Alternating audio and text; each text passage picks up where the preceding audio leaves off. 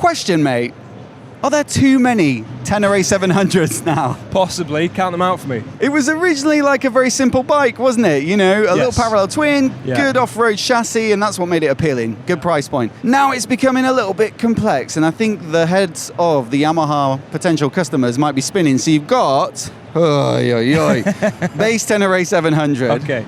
Then you've got the Explore model, which is new for this year, and that's got luggage as standard, a bigger windscreen, lower suspension, so road focused, touring focused. Yeah. Then you've got the Extreme, which gets taller suspension. That's quite cool looking. Yeah, I got that. Yeah. Then you've got the World Raid, which gets taller suspension, like that. Yeah. And a much bigger fuel tank, so it's like a World Rally Raid, long distances off-road kind of vibe. Yeah. I really like that bike. I've rode it at the off-road centre. Excellent. That's then this the World Rally I'm reading on there. Okay. This is the World Rally. Is that different to that one? Yes. Marginally. I'm looking at the thing. Key features. Colours, Akrapovic, dual tank, seat. I honestly don't know what's different. I'm loving the little like camo on the plastic. Yes, it looks cool, but I'm just like, if I'm buying one, which one am I buying? Which one would you go for?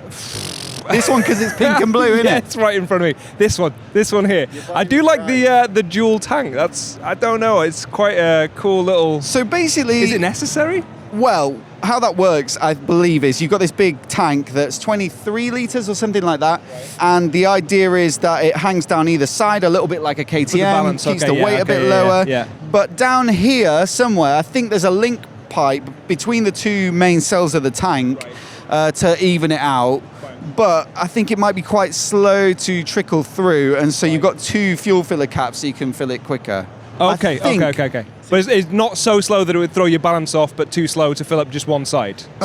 Something like that, mate. Because otherwise that'd be redundant. Okay, I mean, it looks cool, if nothing else, and it must be functional, because you wouldn't just stick that on there for the sake of sticking it on there. Genuinely, I think this or the Extreme, I do like Extreme things.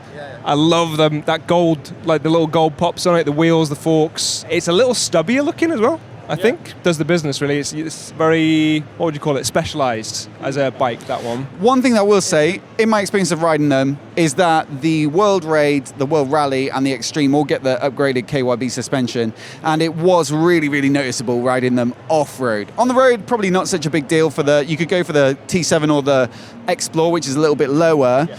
But if you are going off-road and you can get a good deal where it's like not a great deal more to get one of these versions, then, and if you can deal with the extra height, then it's like night and day. It feels so much more controlled, and like you can just do anything on it, even if you're not a brilliant rider, and it will just kind of soak it up. So I'm with you. Do you think then, with all of the upgrades and the tweaks, improvements, that, because originally I would say it probably had the crown, and then KTM with the 890 Adventure, jostle between the two? Do you reckon it's then taken the lead again, or is it too close to call? And which one did you prefer? It's probably hard enough to say, that one is definitely better, but you must have preferred one. I think realistically, because I just ride more on the road, so I'd buy it as a all-rounder, but most of the miles I'm going to do be on the road. Then the fact that the KTM's a bit more punchy, it's like 100 and something horsepower, just makes it more entertaining, more grim factor on the road.